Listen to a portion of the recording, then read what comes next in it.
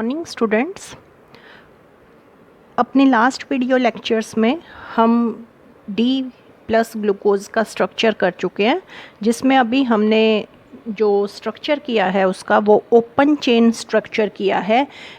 लेकिन क्या होता है कि ये जो ओपन चेन स्ट्रक्चर है ग्लूकोज का, that can not explain some of its reactions. काफ़ी हद तक वो सारी रिएक्शंस को एक्सप्लेन कर पाता है, लेकिन कुछ रिएक्शंस ऐसी हैं, ये आपका ओपन चेन स्ट्रक्चर था जो कि उन रिएक्शंस को एक्सप्लेन नहीं कर पाता। तो उसके बाद उसका स्ट्रक्चर प्रपोज किया गया रिंग स्ट्रक्चर। तो आज हम यही करेंगे आज के इस लेक्चर में कि what is ring structure of D plus glucose and how it was determined. तो फर्स्ट ऑफ ऑल हम करेंगे what are limitations of open chain structure, कि ये जो ओपन चेन स्ट्रक्चर है ये कौन सी प्रॉपर्टीज़ को आपकी एक्सप्लेन नहीं कर पाता ग्लूकोज की।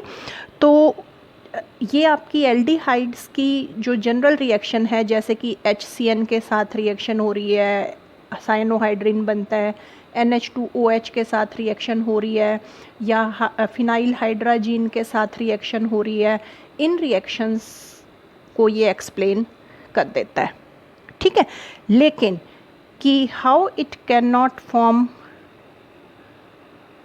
सोडियम सल्फाइट के साथ Na2SO3 या शिफ्स रिएजेंट, क्या होता है, एल्डिहाइड्स जो होते हैं सोडियम सल्फाइट के साथ रिएक्ट करके आपको वाइट PPT देते हैं, और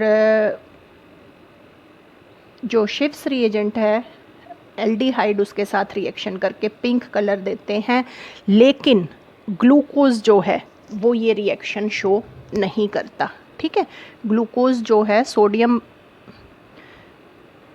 सल्फाइड के साथ वाइट PPT नहीं देता, और इसी तरह वो शिफ्स रिएजेंट के साथ पिंक कलर भी नहीं देता। अगर इसमें एल्डिहाइड ग्रुप है तो ये रिएक्शन शो क्यों नहीं करता, ठीक है। तो फर्स्ट लिमिटेशन है it can not explain formation of addition compound with sodium bisulfite, and also why glucose doesn't respond towards Schiff's reagent, ठीक है। सेकंड आप कह सकते हो कि जो D प्लस ग्लूकोज है ये 2 फॉर्म्स में एग्जिस्ट करता है, alpha and beta.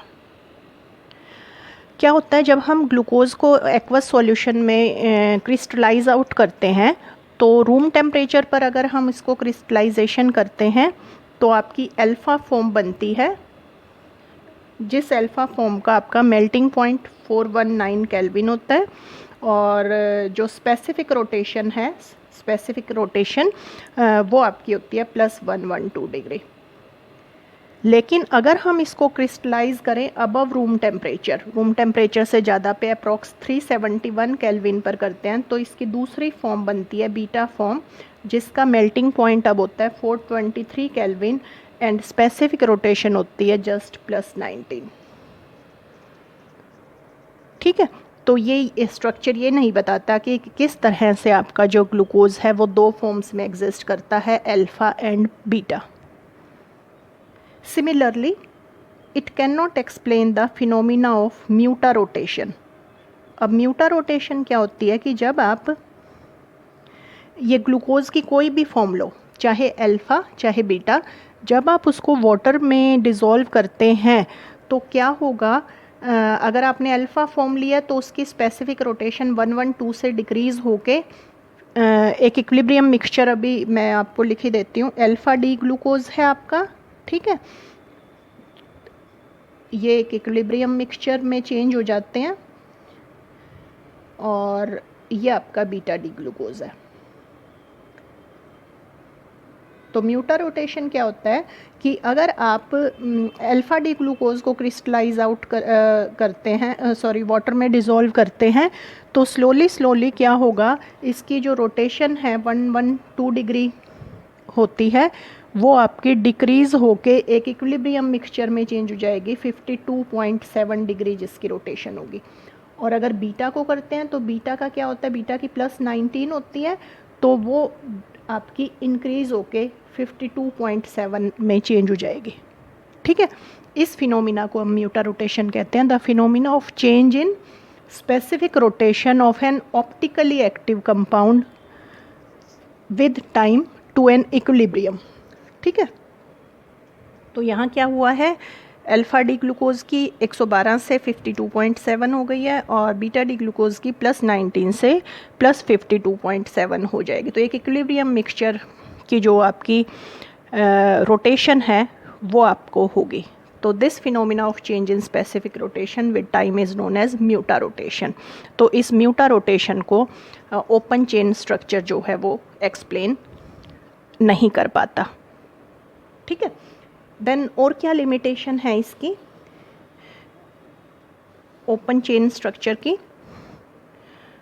Open chain structure जो है it can not explain the formation of two, आपकी 2 मिथाइल ग्लूकोसाइड्स बनते हैं। जैसे 2 ग्लूकोज होते हैं ना, इसी तरह 2 मिथाइल ग्लूकोसाइड होते हैं, अल्फ़ा एंड बीटा। ठीक है, उसको हम बोलेंगे मिथाइल अल्फ़ा डी ग्लूकोसाइड। इसी तरह आपका बनेगा मिथाइल बीटा डी ग्लूकोसाइड। तो it can not explain the formation of methyl alpha D glucoside and methyl beta D glucoside. ये जो ग्लूकोसाइड होते हैं दे बिहेव्स लाइक एसिटल्स, एसिटल्स की तरह बिहेव करते हैं ये। They can be hydrolysed easily and they do not show, ये आपकी जो CHO ग्रुप की रिएक्शंस हैं वो शो नहीं करते। ठीक है, जैसे कि ये टॉलेंस रिएजेंट के साथ, फेलिंग सॉल्यूशन के साथ ये रिएक्शन ये शो नहीं करते। तो क्या हो गया इसके अंदर, ऐसा क्या चेंज हो गया स्ट्रक्चर में कि ये एल्डिहाइड ग्रुप की रिएक्शन शो नहीं करते। ठीक है, एंड लास्ट अगर हम इसका यूवी स्पेक्ट्रम स्टडी करें, स्पेक्ट्रोस्कोपी आपको पता है स्ट्रक्चर डिटर्मिनेशन में बहुत ज़्यादा हेल्पफुल है। तो स्पेक्ट्रोस्कोपी, यूवी स्पेक्ट्रोस्कोपी भी ये कहती है कि इसके अंदर CHO ग्रुप नहीं है, there is absence of CHO group in D+ glucose. तो इसका मतलब ये है कि जो ग्लूकोज है वो ओपन चेन स्ट्रक्चर की फॉर्म में तो एग्जिस्ट नहीं करता। ठीक है, तो ग्लूकोज कैसे एग्जिस्ट करता है, ग्लूकोज रिंग फॉर्म में एग्जिस्ट करता है। सबसे पहले टॉलेन साइंटिस्ट ने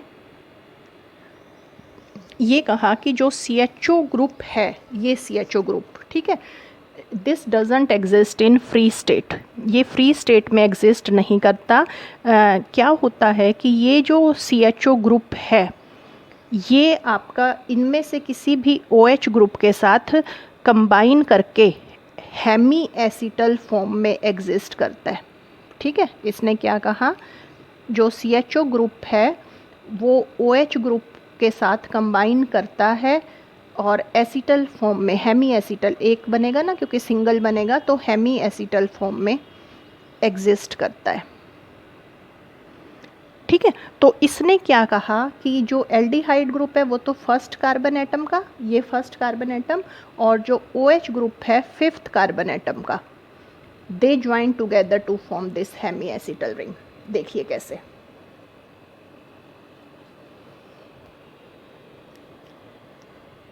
ये आपका फर्स्ट का एल्डिहाइड और 5th कार्बन एटम का OH ग्रुप, ये कंबाइन करेंगे, ये आपका CHOH हो गया, ऑक्सीजन।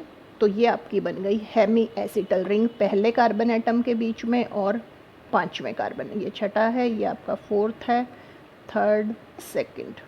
तो first of CHO and 5th of OH group के बीच में हेमी एसिटल फॉर्मेशन हो जाती है। ये रिंग स्ट्रक्चर इसने, टॉलेंस ने प्रपोज किया। ठीक है, अब हम इस स्ट्रक्चर से ग्लूकोज की प्रॉपर्टीज़ को एक्सप्लेन करते हैं। क्या हो गया हमारा topic, evidence in favour of ring structure. अब देखो क्या हो गया, जब आपने ये हेमी एसिटल फॉर्म बनाई, अब हेमी एसिटल फॉर्म में C1 पर कार्बन एटम 1 पर एक नया स्टीरियो सेंटर जनरेट हो गया। नया स्टीरियो सेंटर जनरेट होने का मतलब क्या है कि अब दो कॉन्फ़िगरेशन यहाँ पर पॉसिबल हो सकती हैं। कैसे कि एक आपका H ग्रुप राइट में हो और एक में आपका H ग्रुप लेफ्ट में हो जाए। बनाऊँ? एक तो इसी में चेंज कर रही हूँ। ये आपका HOH ऐसे हो जाए और दूसरा आपका स्ट्रक्चर क्या है कि OH आपका जो है लेफ्ट में हो जाए। नीचे वाला सब कुछ सेम रहेगा। पहले और पांचवें के बीच में हेमी एसिटल फॉर्मेशन HCH2OH। तो स्टीरियो सेंटर जनरेट हो गए। एक में हाइड्रोजन आपका लेफ्ट साइड में है, ये लेफ्ट साइड है आपकी, और एक में ये जो आपका हाइड्रोजन है वो राइट साइड में है। ठीक है, तो this structure ring structure can explain the formation of two diastereomers alpha and beta. इसको हमने अल्फा का नाम दिया और इसको हमने कहा this is beta D glucose.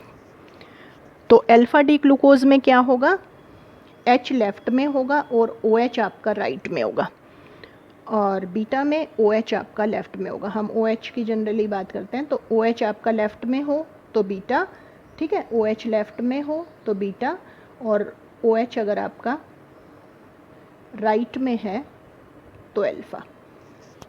ठीक है, तो इस स्ट्रक्चर से देखो आपकी ग्लूकोज की दो जो आइसोमर्स हमारे पॉसिबल थे अल्फा एंड बीटा वो आपके एक्सप्लेन हो गए। ठीक है, अब ऐसे स्ट्रक्चर जिनमें जो कॉन्फ़िगरेशन है that differs at around C1 carbon atom that are known as anomers। यानी कि अगर आपको कहें कि ग्लूकोज के डी ग्लूकोज के एनोमर्स बताइए तो ये आप alpha D glucose and beta D glucose बना सकते हैं। ये आपके दो एनोमर्स हैं and this first carbon atom जो है जिस पर कन्फिग्रेशन डिफरेंट है that carbon atom is known as anomeric carbon atom. ठीक है, तो एनोमर्स पता चल गया क्या है, तो diastereomers which differ in configuration at carbon atom 1। जब कार्बन एटम 1 पे कन्फिग्रेशन डिफरेंट हो, जैसे आपने देखा अल्फा में आपका OH ग्रुप राइट साइड में है, बीटा में आपका फर्स्ट कार्बन एटम पर OH ग्रुप आपका राइट साइड में है। ठीक है, सेकंड, अब ये जो स्ट्रक्चर है ये आपकी प्रॉपर्टीज़ को एक्सप्लेन कर रहा है। तो सबसे पहले हम म्यूटा रोटेशन की बात करते हैं। म्यूटा रोटेशन हमने क्या किया था कि स्पेसिफिक रोटेशन चेंज हो जाती है विद पैसेज ऑफ टाइम। तो क्या होता है, कैसे होता है, अब आपको पता चल गया दो फॉर्म होती हैं, अल्फ़ा फॉर्म और बीटा फॉर्म। अब अल्फ़ा फॉर्म और बीटा फॉर्म ये हेमी एसिटल फॉर्म है, हाफ एसिटल बनाए। हेमी एसिटल होने की वजह से they can be easily hydrolysed by water. Water से इनकी बहुत जल्दी हाइड्रोलिसिस हो जाएगी, और जब वाटर से हाइड्रोलिसिस हो जाती है तो दे change into open chain structure. और वो ओपन चेन जो स्ट्रक्चर बनता है उसकी टेंडेंसी होती है कि वो दोबारा से रीक्लोज होके अपनी ओरिजिनल पोजीशन में, यानी कि अल्फ़ा फॉर्म में भी चेंज हो जाए और बीटा फॉर्म में भी चेंज हो जाए। तो एक्चुअल में क्या होता है कि ये जो ओपन चेन स्ट्रक्चर बनती है उसकी आपकी स्पेसिफिक रोटेशन होती है 52.7। ठीक है, तो देखिए मैंने दो फॉर्म्स बनाई हैं। ये आपका अल्फ़ा डी ग्लूकोज था OH राइट में, ये बीटा में। ठीक है, तो विद पैसेज ऑफ टाइम जब आप इनको वाटर में डिज़ोल्व करते हो तो क्या होगा कि अल्फ़ा फॉर्म बीटा इस ओपन चेन में चेंज हो जाएगी, और इसी तरह बीटा फॉर्म भी इस ओपन चेन में फॉर्म चेंज हो जाएगी, जिसकी की रोटेशन आपकी 52.7 डिग्री होती है अल्फ़ा डी। ठीक है, और इसकी आपकी थी 112 डिग्री। ठीक है, और इसकी आपकी थी 19 डिग्री। तो इस इक्विलिब्रियम मिक्सचर की 52.7 डिग्री होती है, जो कि ओपन चेन स्ट्रक्चर होता है। तो फिनोमिना ऑफ यानी जो म्यूटा रोटेशन है that is due to easy opening and closing of क्या, हेमी एसिटल रिंग। कि ये जो हेमी एसिटल रिंग बनी है इसकी ओपनिंग भी और क्लोजिंग भी, ओपनिंग होके ये ओपन चेन बन गया, ये ओपन चेन बन गया, और इसी तरह क्लोजिंग भी कि ये वाला स्ट्रक्चर आपका अल्फ़ा में भी चेंज हो जाता है रिंग क्लोज होके, और बीटा में भी चेंज हो जाता है। ठीक है, तो इस तरह से ये आपका म्यूटा रोटेशन को एक्सप्लेन कर सकता है कि जब हम एक्वस सॉल्यूशन बनाते हैं तो अल्फ़ा जो है वो आपका इक्विलिब्रियम मिक्सचर में चेंज हो जाएगा, इसी तरह बीटा भी इक्विलिब्रियम मिक्सचर में चेंज हो जाएगा, और फाइनली आपकी इक्विलिब्रियम मिक्सचर की जो रोटेशन है वो आपकी क्या होगी, 52.7 डिग्री होगी। ठीक है, देन अब हमने किया था कि ये CHO जो आपकी है उसकी रिएक्शंस को, कुछ रिएक्शंस को एक्सप्लेन नहीं कर पाता, जैसे कि हमने किया था कि सोडियम सल्फाइड के साथ और शिफ्स रिएजेंट के साथ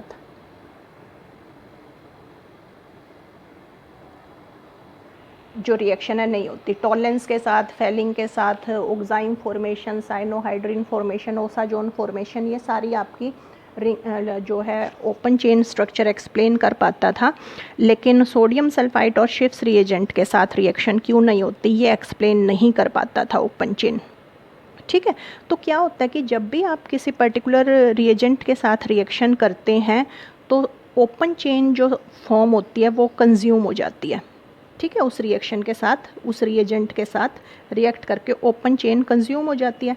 जब ओपन चेन कंज्यूम हो जाएगी तो इक्विलिब्रियम डिस्टर्ब हो जाएगा, तो जो क्लोज्ड चेन फॉर्म्स थी वो आपकी ओपन चेन स्ट्रक्चर में चेंज हो जाती है। ये आपको ली चैटिलियर प्रिंसिपल पता है कि जहाँ भी आप इक्विलिब्रियम डिस्टर्ब करेंगे तो उस डायरेक्शन में शिफ्ट हो जाएगा जहाँ उसकी कंसंट्रेशन आपकी जैसे कम हो रही है। अब ओपन चेन अगर कम हो रही है, कंज्यूम हो रही है विद पैसेज ऑफ टाइम, तो क्या होगा, इक्विलिब्रियम डिस्टर्ब होगा और क्लोज्ड चेन आपकी जो है वो ओपन चेन में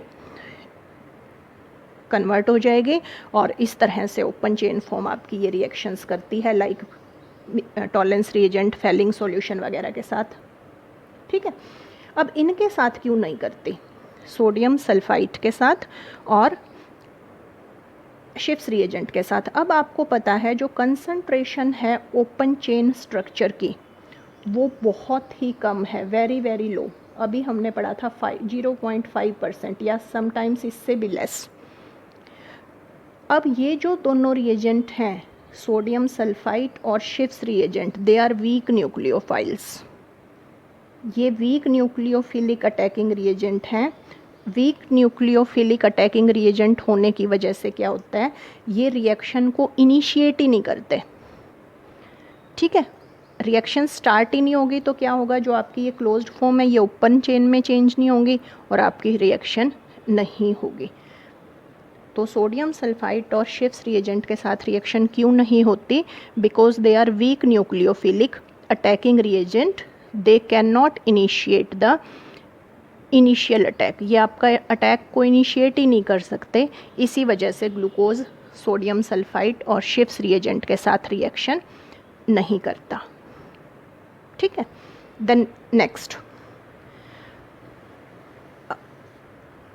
लिमिटेशन थी आपकी ओपन चेन की कि ये ग्लाइकोसाइड्स की फॉर्मेशन, ग्लूकोसाइड्स की फॉर्मेशन को एक्सप्लेन नहीं करता।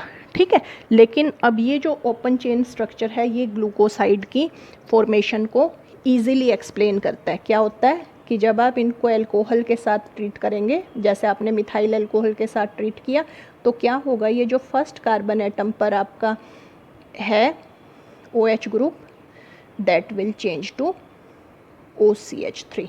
तो आपका बन गया अल्फ़ा, मिथाइल लगाया है हमने तो मिथाइल अल्फ़ा डी ग्लूकोसाइड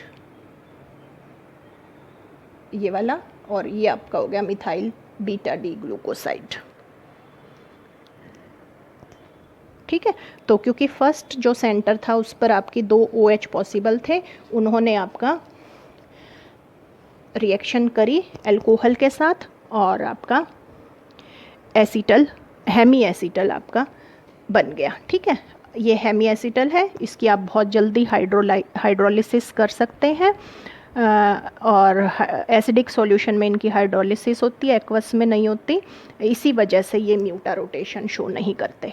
एक ये भी है आपकी लिमिटेशन ओपन चेन स्ट्रक्चर की, जो मिथाइल बीटा डी ग्लूकोसाइड है और अल्फा डी ग्लूकोसाइड है, ये दोनों जो हैं they do not show mutarotation. अब म्यूटा रोटेशन क्या होती है कि जब हम इनको वाटर में डिज़ोल्व करते हैं तो वाटर में ये जो हेमी एसीटल फॉर्म बनी है उनकी हाइड्रोलिसिस नहीं होती। जो हेमी एसीटल फॉर्म है उसकी हाइड्रोलिसिस सिर्फ एसिडिक मीडियम में होती है। तो एसिडिक मीडियम में तो ये ग्लूकोज में चेंज होंगे और म्यूटा रोटेशन शो होगी, लेकिन एक्चुअल में ये जो मिथाइल अल्फा डी ग्लूकोसाइड है और बीटा डी ग्लूकोसाइड, अगर हम इनका एक्वस सॉल्यूशन ले लें तो they do not show mutarotation.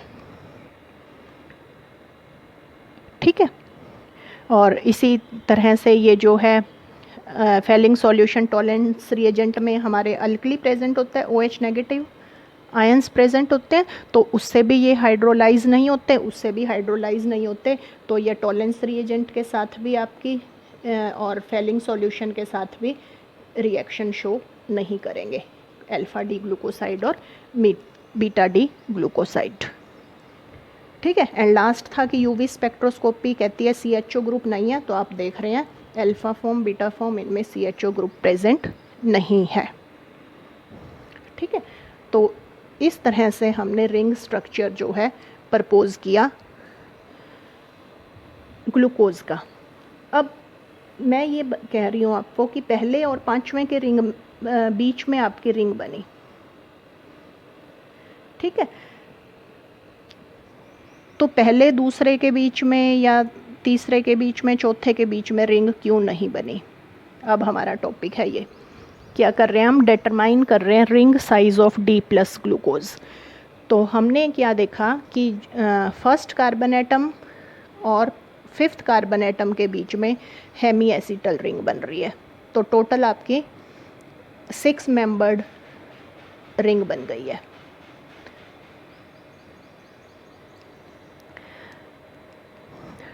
ठीक है, अब 6 मेंबर्ड बनी है, 3 मेंबर्ड और 4 मेंबर्ड क्यों नहीं बनी? 3 मेंबर्ड और 4 मेंबर्ड जो रिंग्स अगर बनती हैं तो वो अनस्टेबल होती हैं, तो हम इसीलिए कह सकते हैं कि 3 और 4 मेंबर्ड रिंग जो हैं वो नहीं बनी बिकॉज ऑफ देयर इनस्टेबिलिटी। लेकिन जो 5 मेंबर्ड अगर रिंग बनती तो 5 मेंबर्ड रिंग तो उतनी ही स्टेबल होती है जितनी कि 6 मेंबर्ड रिंग होती है। ठीक है, तो एक्चुअल में अब हमने जो हमारा ये रिंग साइज डिटरमाइन करना है उसमें हमने यही एक्सप्लेन करना है कि 5 मेंबर्ड रिंग क्यों नहीं बनी, यानी कि फर्स्ट कार्बन एटम और फोर्थ कार्बन एटम के बीच में हेमी एसीटल जो है वो क्यों नहीं बना, और 1 और 5 के बीच में बना और 6 मेंबर्ड रिंग बनी, तो ऐसा क्यों? ये चीज़ अब हमें एक्सप्लेन करनी है। ठीक है, तो इसको एक्सप्लेन करने के लिए ये मैं सारा रब करती हूँ, मुझे स्पेस ज़्यादा चाहिए। ठीक है, हम क्या डिटरमाइन कर रहे हैं, ring size of D glucose.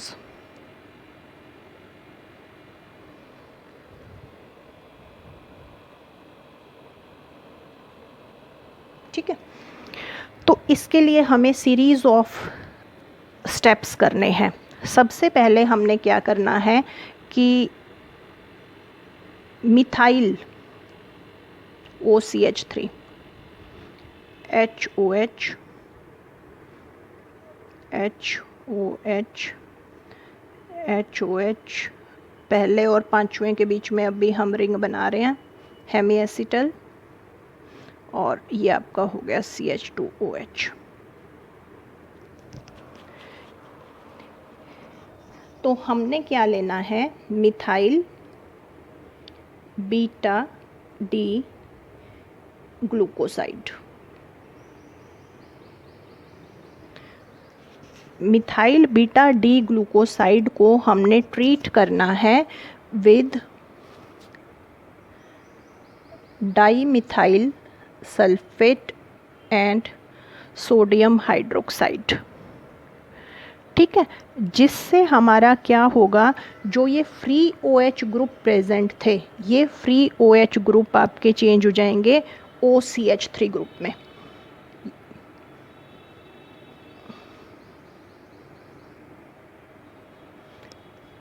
ये OH था तो ये OCH3 हो गया, ये भी आपका OCH3 हो जाएगा, ये भी आपका OCH3 हो जाएगा, और यहाँ तो आपके रिंग बनी थी, और ये नीचे वाला भी OCH3 हो जाएगा।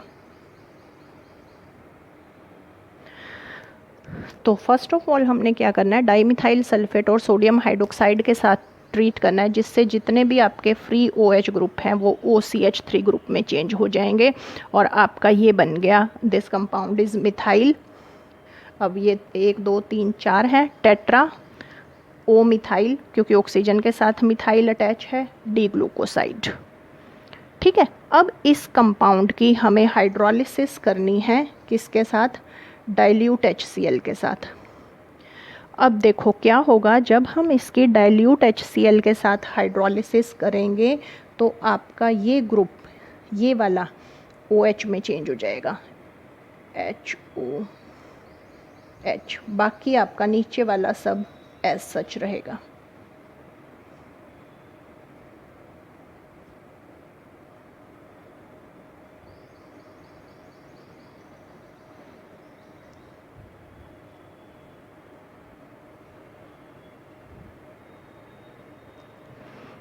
पता चल गया क्या हुआ है? हमने क्या किया है, डाइल्यूट HCl से ट्रीट किया। अब डाइल्यूट HCl क्या होगा, सिर्फ इस एसिटल्स जो हैं दे आर हाइड्रोलाइज्ड इजीली। ये जो बाकी लिंकेजेस हैं ये आपकी ईथर हैं, ये एसिटल नहीं है, ये आपके नॉर्मल ईथर हैं। अब नॉर्मल ईथर की हाइड्रोलिसिस नहीं हो सकती डाइल्यूट HCl से, डाइल्यूट HCl से सिर्फ एसिटल की हाइड्रोलिसिस हो सकती है। इसीलिए आपका क्या हुआ, आपका सिर्फ ये OCH3 ग्रुप OH में चेंज होगा। ठीक है, उसके बाद आप क्या करेंगे, उसके बाद अब आप इसकी ओपन चेन स्ट्रक्चर लिख सकते हैं। ओपन चेन, क्योंकि ये इक्विलिब्रियम में तो रहेगा ओपन चेन के, तो इक्विलिब्रियम में रहेगा, तो अब आप इसको ओपन चेन की फॉर्म में लिख दो, HOCH3 HOCH3 OCH3 OH हो गया ये आपका, CH2 CH3।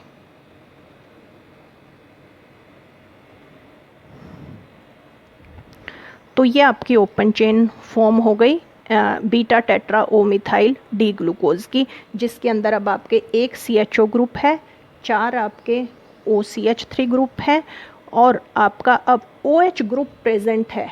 वो OH ग्रुप अब कहाँ प्रेजेंट है, चौथे कार्बन एटम पे प्रेजेंट है या 5वें पे। अगर ये चौथे पे होता तो आपकी 5 मेंबर्ड रिंग बनती, अगर अब ये 5वें पे है तो देखो 6 मेंबर्ड आपकी रिंग बनी हुई है ना, 1 2 3 4 5, तो ये कार्बन एटम और छठा ऑक्सीजन, तो 6 मेंबर्ड रिंग।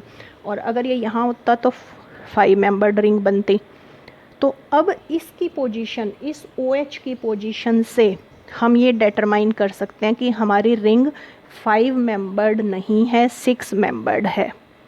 ठीक है, अभी हमने केस लिया है 6 मेंबर्ड रिंग का, तो 6 मेंबर्ड रिंग होने के बाद अब हम क्या करेंगे, सबसे पहले इसकी ऑक्सीडेशन करेंगे। ऑक्सीडेशन से ये ग्रुप आपका COOH में चेंज हो जाएगा, सिर्फ यही चेंज रहेगा, बाकी नीचे का सब सेम। बॉक्सिलिक एसिड में चेंज हो जाएगा, सिर्फ CHO ग्रुप आपका, नीचे का सब सेम है, अभी सेम H। ठीक है, क्या किया हमने, CHO को चेंज कर दिया है COOH में। अब हम कंसनट्रेटेड नाइट्रिक एसिड से इसकी ऑक्सीडेशन कर रहे हैं। ऑक्सीडेशन करने पर अच्छा ये और करो, सेकेंडरी अल्कोहल है ना, सेकेंडरी अल्कोहल था ये सेकेंडरी अल्कोहल ग्रुप है, दिस विल चेंज टू कीटो। ठीक है, एल्डिहाइड का एसिड बन गया, सेकेंडरी अल्कोहल का कीटोन बन गया। अब इस कीटो एसिड की हमें ऑक्सीडेशन करनी है विद नाइट्रिक एसिड।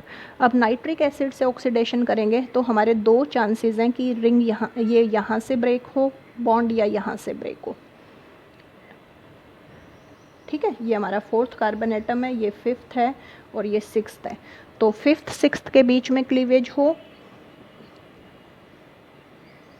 दो चांसेस हैं कि आपका C5 C6 बॉन्ड क्लीव हो या आपका C4 C5 बॉन्ड क्लीव हो। पहले C5 C6 अगर क्लीव होता है तो यहाँ से क्लीवेज होगी और आपका एसिड बनेगा COOH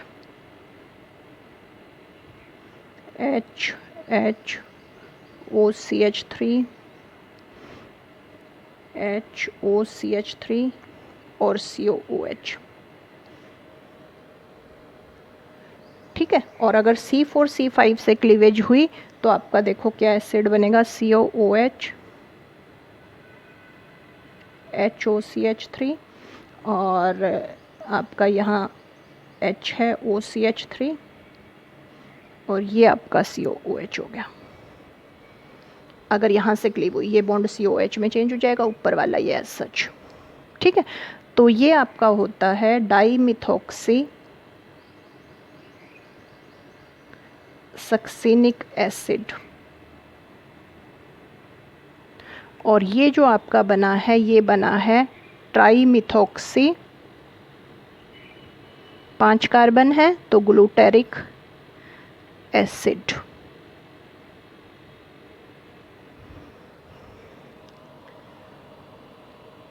ठीक है, अब क्या होता है जब हम ये सारी सीरीज ऑफ स्टेप करते हैं तो एक्चुअली में हमें यही दो एसिड मिलते हैं, ट्राईमिथॉक्सी ग्लूटेरिक एसिड और डाईमिथॉक्सी सक्सिनिक एसिड, जो कि यही प्रूव करती है कि आपका C1 और C5 के बीच में हेमी एसिटल रिंग बनी है, C1 और C4 के बीच में नहीं बनी है। ठीक है, ट्राईमिथॉक्सी ग्लूटेरिक एसिड और डाईमिथॉक्सी सक्सिनिक एसिड का बनना यही इंडिकेट करता है कि ये आपका 6 मेंबर्ड स्ट्रक्चर है, इसका 5 मेंबर्ड नहीं है। ठीक है, देखो 5 मेंबर्ड होता तो क्या बनता वो भी मैं आपको बता देती हूँ। 5 मेंबर्ड में मैं इसी में चेंज करूँगी, आप जस्ट चेंजेस देखिए मैं क्या कर रही हूँ।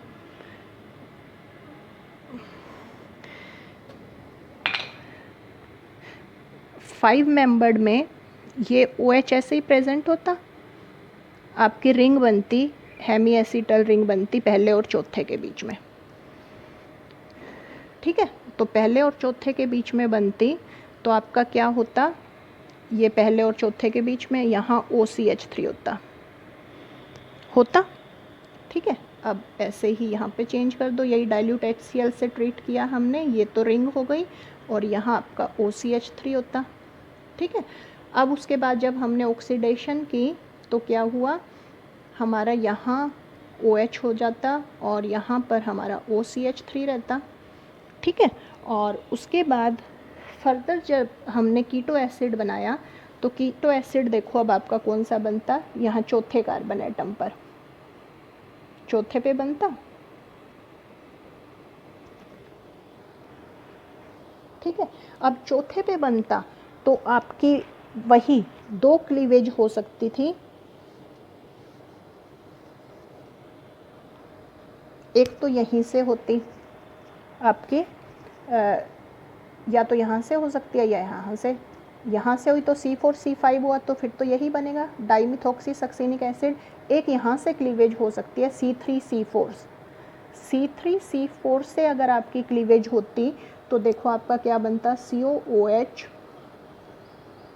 HOCH3 और ये आपका हो जाता COOH, तो आपका क्या बनता, मिथॉक्सी मेलोनिक एसिड।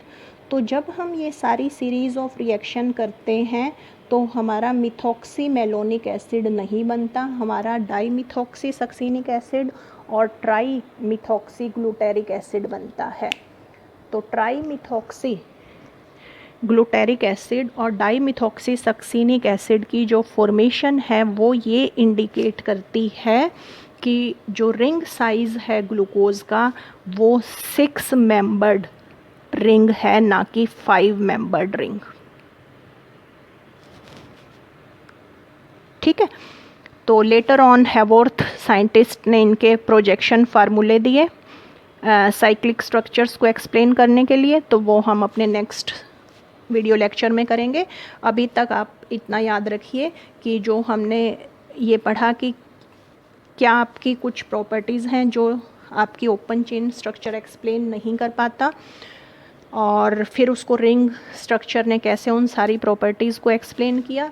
देन हमने रिंग साइज़ डिटरमाइन किया कि 5 मेंबर्ड रिंग क्यों नहीं है, और आपकी जो ग्लूकोज का है 6 मेंबर्ड रिंग बनती है अल्फ़ा डी ग्लूकोज और बीटा डी ग्लूकोज की, तो 6 मेंबर्ड रिंग की फॉर्मेशन को हमने इस वीडियो लेक्चर में एक्सप्लेन किया। Thanks for watching the video.